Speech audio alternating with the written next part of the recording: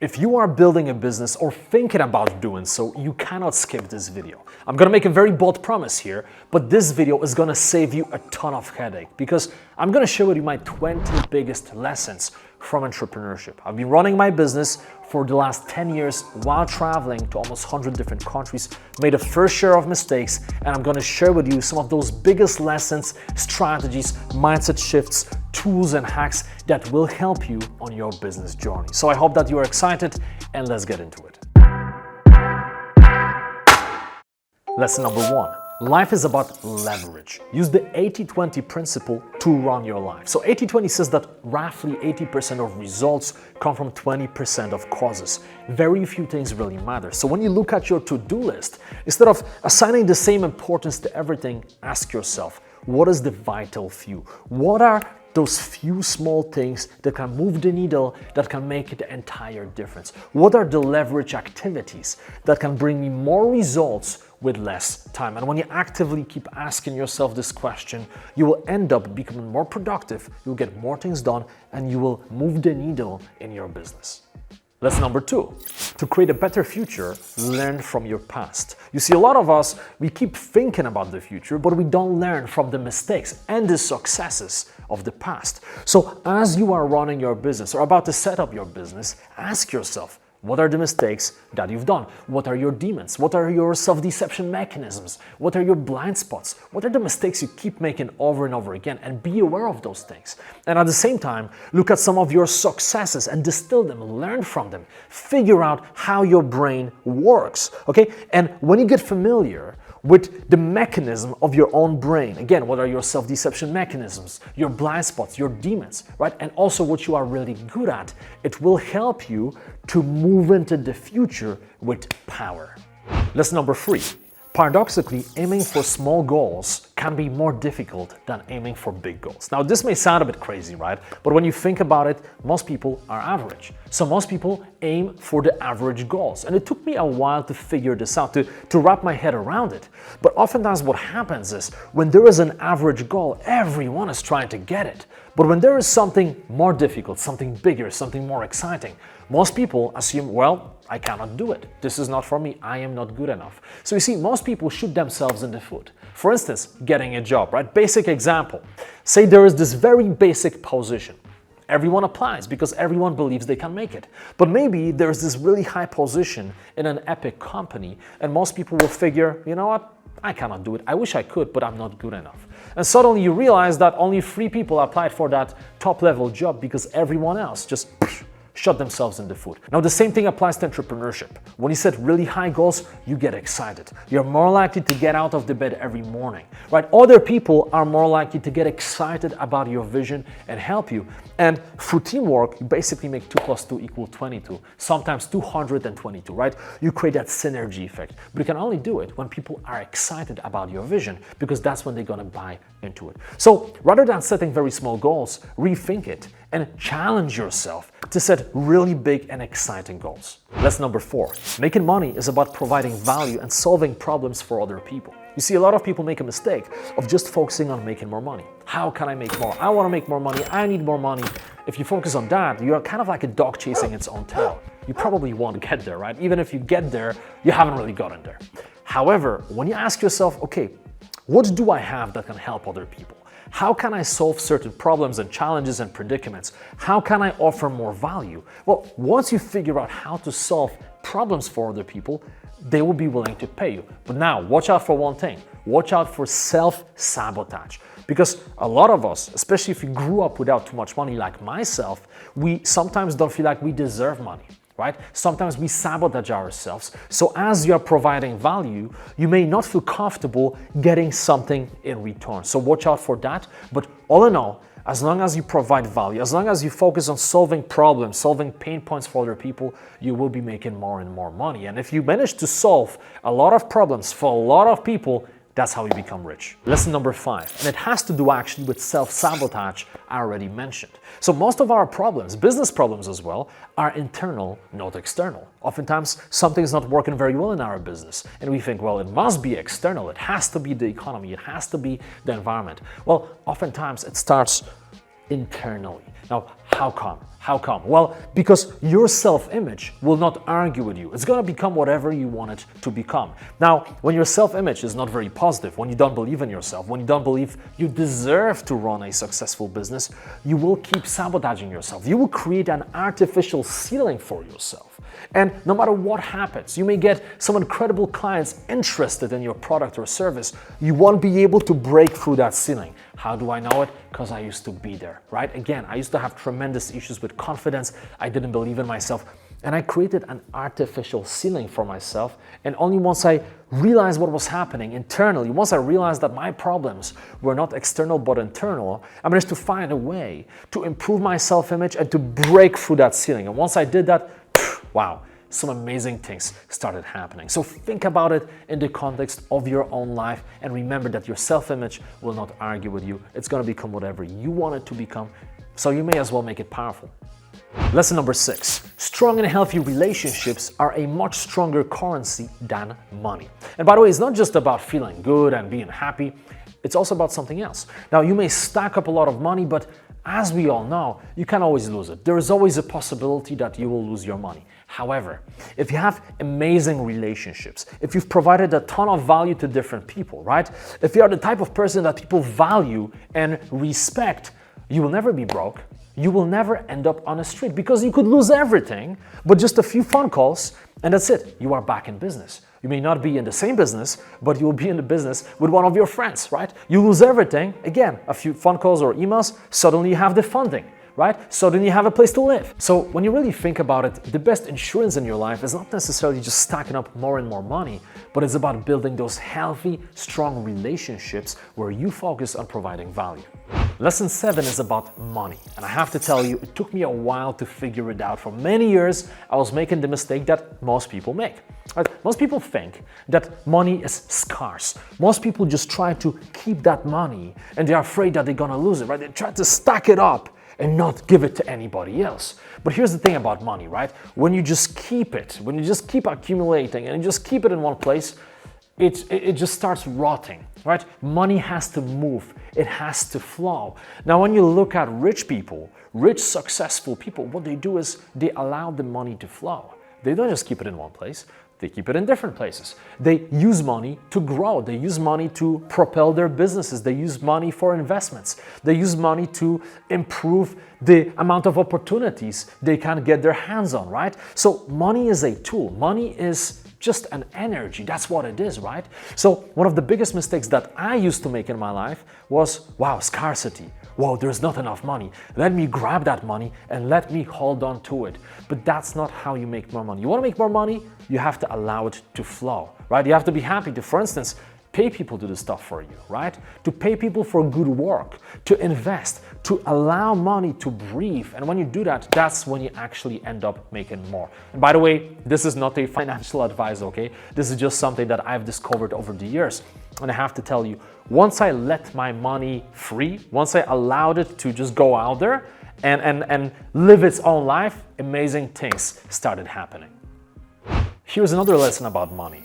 Instead of trying to be in charge of every single thing and doing everything by yourself from scratch, what you can do is you can leverage other people's resources, right? You can leverage other people's success. So as you're trying to create your own stream of money, what you can do is you can partner with someone who already has a waterfall of money.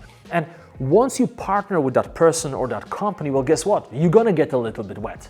It is gonna happen, right? So for instance, in my case, one of the things that I do is I build online courses, but rather than just selling them by myself, I partner with different people, different organizations. I partner with corporations. I have a partnership, for example, with Mind Valley. I publish courses on Udemy. So I allow their teams to spread the message, right? They have marketing teams, they have technical teams. So they are doing all of those things in order to push my courses out there while I am sleeping. It's a win-win situation. And I feel like in life, no matter what your business is, rather than having this mindset of I have to do everything by myself and I have to be the CEO of my company and the CEO of my life and it's just me and I have to manage everything.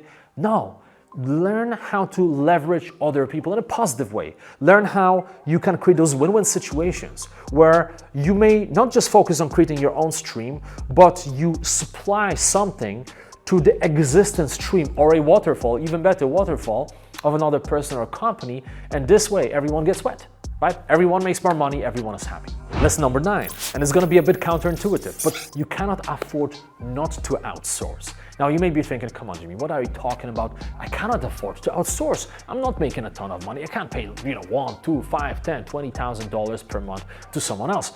Well, the reality is that you can start very small, but it's about starting. It's about embracing this mindset of delegation.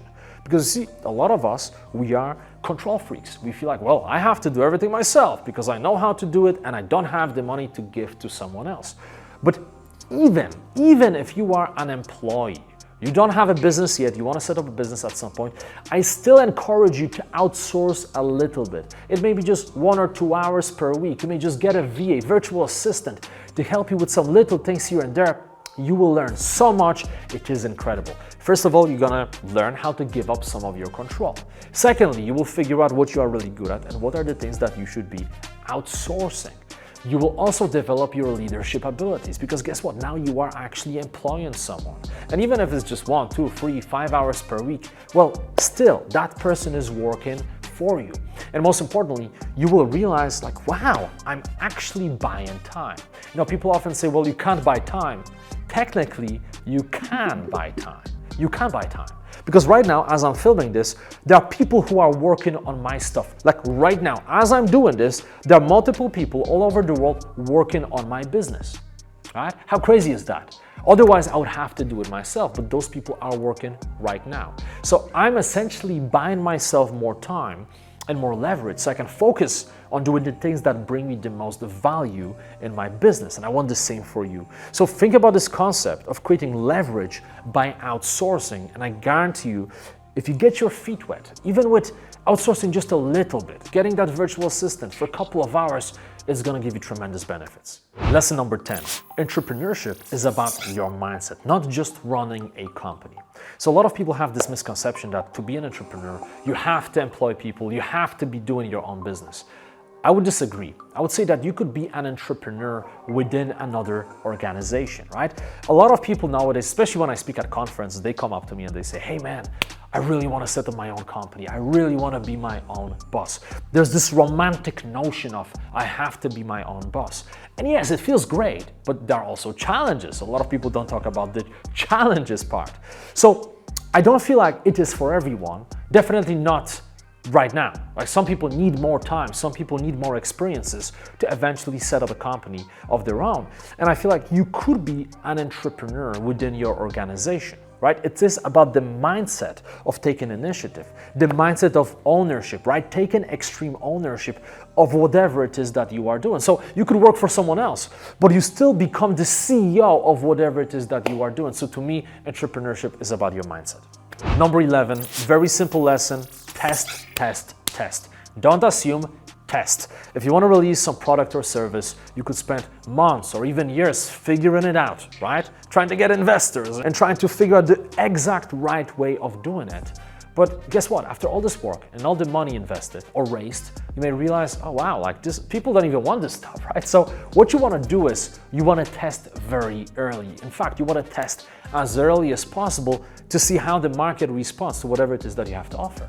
And then based on how the market responds, now you adapt, now you change, now you modify. And this is more true now than ever because we live in this crazy fast life where things are changing rapidly. I mean, there are innovations coming out every single day. I mean, you probably heard about ChatGPT, which is just ridiculous, right? The open AI, like what it does. And you know, the change is going like this. It's exponential. So nowadays, if you wait too long to execute on your ideas, you will lose them. Like you will lose those opportunities. And this is why I truly believe that it is important to start quickly and just test your ideas as early as possible. And then based on those tests, now you recalibrate what is the right way to go about them. Lesson number 12. And this one may sound a bit strange, but please bear with me. Okay, one of the best business advice I can give you is to take care of your physical body. Now, you may be like, what are you talking about, man? This is not about business. Well, it is. And there are two reasons for it, okay? Number one, when you take care of your physical body, when you eat clean, when you exercise, when you move your body, right? What happens is that you have less stress. What happens is that you regulate your hormone production. You have more energy. And guess what? All of this helps with your business tremendously. And then secondly, when you take care of your body, other people can see it. And I have to tell you, when I do business, when I see people who are in shape, and I'm not talking about having a six-pack and having a massive bicep, it is not about that. But when I see that the other person takes care of themselves, whatever it is that they do, but they take care of their physical bodies, I know myself how much discipline it takes, how much perseverance it takes. So you know what it tells me? It sends a signal to me that that person is serious, that that individual is disciplined, that that individual doesn't give up. So guess what? I want to do business with a person like this, right? I don't want to do business with someone who's lazy, with someone who, wakes up in the morning and snoozes the alarm. Oh, gym? Nah, not today, maybe tomorrow. Oh, donut? Yes, please. No, right? I want to do business with someone who shows me, who can show me with their body that they are not afraid of hard work. So think about it in the context of your life. I highly encourage you, whatever your situation is, if you've been struggling with that area of your life, I highly encourage you to get started, go after it. Lesson number 13, being on time is being late. And now I know what you may be thinking, come on, Jimmy, like if the meeting is at 2 p.m. and I show up at 2 p.m., it's fine, right? Well, you never know what's gonna happen. There may be some type of emergency, and whenever you're late, you send a signal to the other person or to the group that you are not serious, that you are not a professional. So, this, by the way, took me a while to wrap my head around, and I have to say, I used to struggle with being late quite a lot.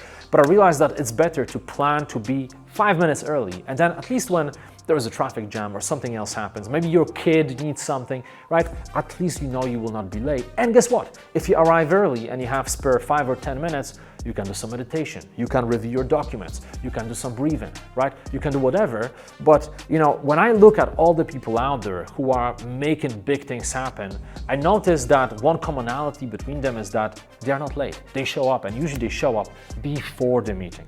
Lesson number 14, become the pro in your industry. Become the go-to person.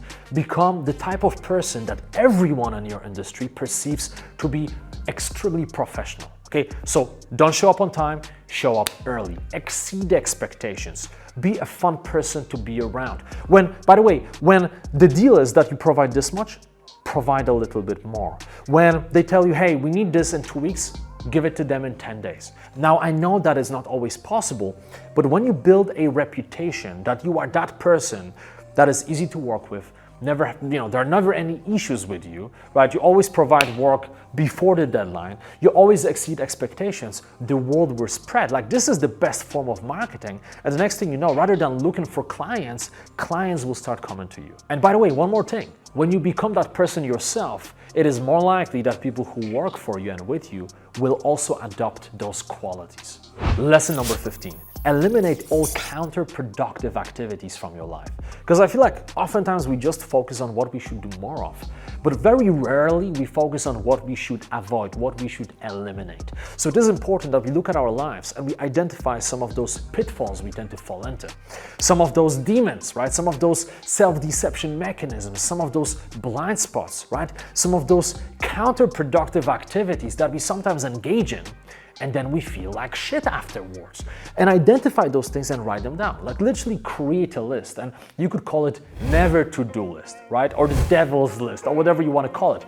But you want to have a list, and you want to remind yourself of all of those things that you are tempted to do but shouldn't be doing. And just that awareness will help you to do less of those counterproductive activities. And guess what?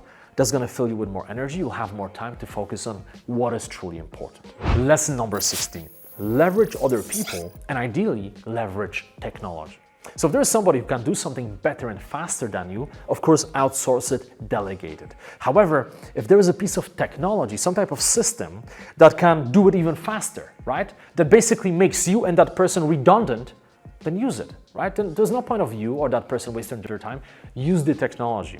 And I remember back in Goldman Sachs when I was working there, I was doing a bunch of different reports, and this one particular report took me a lot of time every single day. And there was a guy called Shampoo. By the way, Shampoo, if you're watching this, man, I appreciate your help. So he came up to me and he said, he was like a wizard in Excel. He knew everything. He came up to me, he said, listen, man, I think we can automate this. I think there's a way we could, make this easier.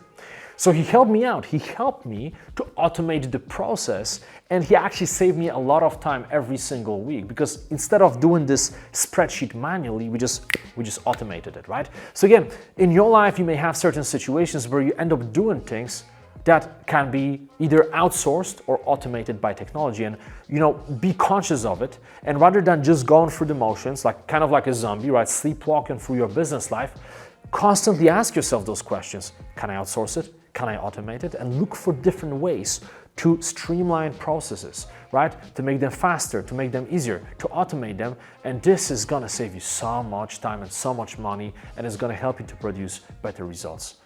Okay, lesson number 17, and by the way, this may sound a little bit weird, but it's a very important one, okay? Be willing to spend or to waste, right? A lot of people say waste a little bit of money in order to reclaim your time. Now, this lesson will apply differently to different people depending on your specific situation. But I feel like oftentimes we just think in terms of the monetary value. So let's say you're traveling, you just drove through a certain city, you needed a charger for your phone. You bought the charger, you went to the next hotel, and then you realize, oh wow, the charger is not working. It just doesn't work. But at the same time, you realize, oh, but I just found my old charger and it is working. Now, you have a choice to make. Let's say you paid $15 for that charger. Will you drive back half an hour to return it and to get your money back? Or will you just forget about it and treat it as a sunk cost, throw it away, and just move on? Now, a lot of people in this situation, even very rich people, would literally drive back to get their $15 back, completely disregarding the fact that, well, in order to drive back, you have to spend money, petrol or paying for the taxi or paying for the train or whatever it is, and you have to spend your time and your energy. Another situation, you go on business and you are in a hotel and you need some fresh clothing. Now the question is, do you wash your underwear in the sink? Do you spend half an hour trying to wash everything and then trying to dry everything? Or do you outsource it? Now a lot of people would say, well, but getting an express laundry, that is expensive, it's $50 or whatever it is, right? So again, it depends on your situation. If you don't make a lot of money, sure, it makes sense. I used to wash my stuff in the sink, right? But if you make money, if your business is operating well, and if you have a busy schedule, honestly, even if it's $100, you may be better off spending it and then reclaiming all that time and energy to open your laptop or to go to that meeting and do what really matters, to engage in leverage activities that will actually bring you way more money than you would have saved. So again, this will apply to different people differently. It all depends on your situation. But this lesson is just about multi-dimensional thinking. Rather than just thinking about money in terms of, whoa, how much I'm wasting here, right? Think about the time you are reclaiming. And oftentimes, honestly, it's just so much easier, so much better just to spend a little bit more, to waste a little bit of money, to have that peace of mind, to reclaim a lot of time, to reclaim a lot of energy. Lesson number 18.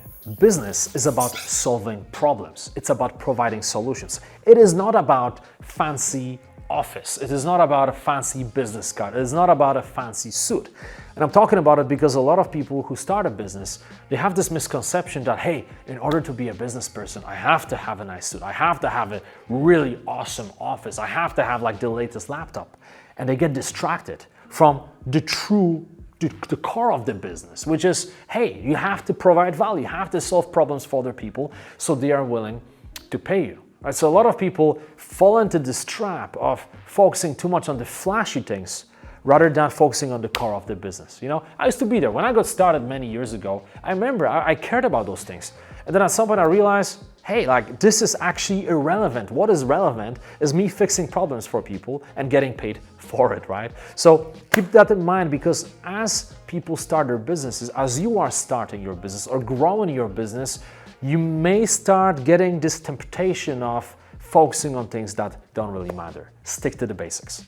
Lesson number 19. When something is working really well, double down on it. Literally double down on it. Now, one of the biggest mistakes that I've made in my life was one of those situations where things were working really great, right? I finally figured it out and I'm making money and things are working well, I'm providing value.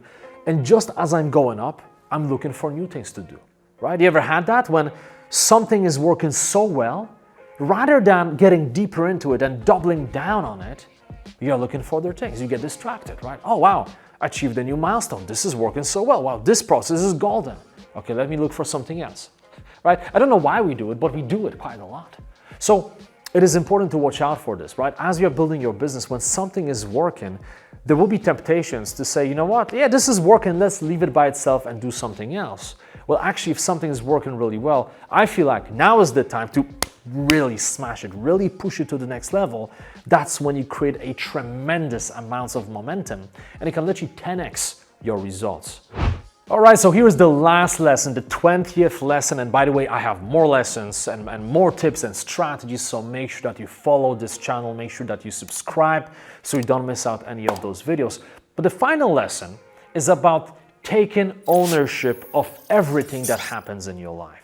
And this is so important, taking ownership, right? A lot of us, unfortunately, we are tempted to be in the victim mindset, right? We often think, well, all those things are happening to me, right? The external situation, the external circumstances, there is nothing I can do about it. There is nothing I can do about bad economy, or there's nothing I can do about, my clients dropping off, whatever it is. And yes, sometimes there's not that much that you can do about some of those situations. However, if you don't take the full ownership, you won't be able to really find the solutions to those problems, right? Every time you say, well, this is not my fault, it's someone else's fault, right? It's the external circumstance, you are pushing away responsibility. However, when you reclaim that responsibility, when you take full ownership of whatever happens to you in your life, suddenly you have that control, because with ownership comes control. And when you reclaim that control, well, now actually you can do something about that situation. So for instance, let's say you hired someone and they haven't performed very well. They made a bunch of mistakes. Maybe their mistakes cost you some money. Now you could say, well, it's that person's fault. Like that person did X, Y, or Z. But hey, hold on a second. You are the leader. You decided to hire that person. You were briefing that person. You were onboarding that person. Now you may say, well, it wasn't me. I hired the person, but someone else onboarded them. Well, you chose the person who onboarded that individual. You see what I'm getting at? Whatever happens, everything comes back to you. You are the one in charge. You're the one making a decision, right? And again, if you just put the responsibility on that employee or that other person or that process or that external circumstance, well, you have absolutely no control. But the moment you say to yourself, you know what? Yeah, that person messed up, but I am the one responsible. I'm taking the ownership. What could have been done better? What was the mistake that I made? Like, why did I make that mistake? How could I fix it in the future? You see, now you are being proactive, not reactive. And I feel like this is such an important lesson, not just for business, but also for your personal life. When you take responsibility for everything that happens to you, like literally you come out and it's raining. Oh, I can't believe, the weather forecast said it's not going to be raining. I can't believe you can't trust the forecast nowadays. No, like that's being a victim. No. Take responsibility. You know what? Yeah, the forecast said it's going to be sunny, but hey, I should have known better. If I didn't want to get wet, I should actually carry some type of a pouch or whatever with me, just in case. Taking responsibility. You take responsibility, you prevent new problems from arising, right? Because you have that ownership mindset. You take ownership of everything that happens to you. So this is the final lesson. It's a very long video, but I really hope that you got a ton of value from it. Let me know what you think. Please post comments. Tell me which lessons you resonate with the most. Please, feel free to share stories. I always love to hear from you, and I hope to see you in the next video. Thank you so much for watching.